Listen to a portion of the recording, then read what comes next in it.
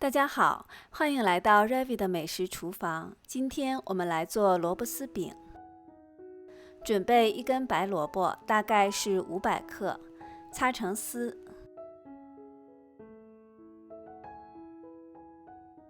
剩最后一点的时候要注意不要伤到手。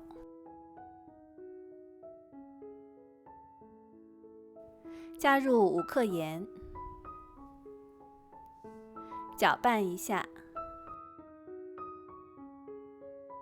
静置10分钟。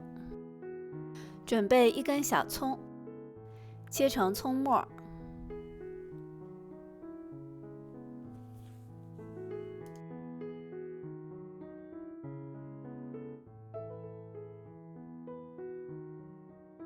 切好之后放入碗中备用。10分钟之后，白萝卜已经出了很多水，我们现在把水挤干。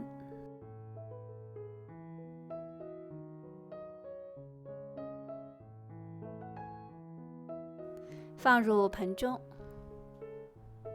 把葱花也加进来，打入一个鸡蛋，加入1/4小勺的白胡椒粉，1大勺的虾皮，1大勺香油，先搅拌均匀。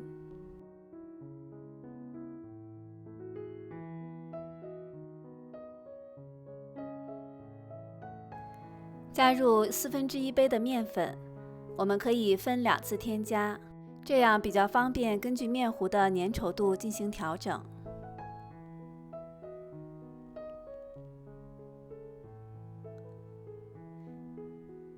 现在比较稀，我们把剩下的一半也加进来。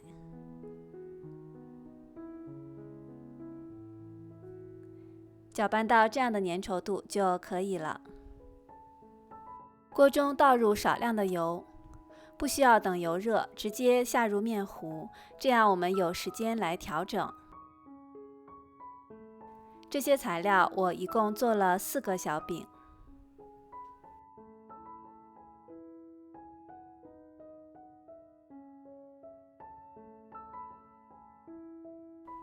底部煎至金黄之后即可翻面。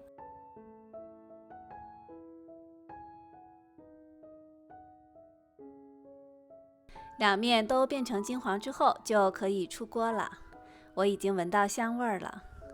这款小饼特别的简单，不需要揉面，也不需要擀面，而且里面只有少量的面粉，但是有大量的蔬菜，也有鸡蛋，作为早餐是一个非常不错的选择。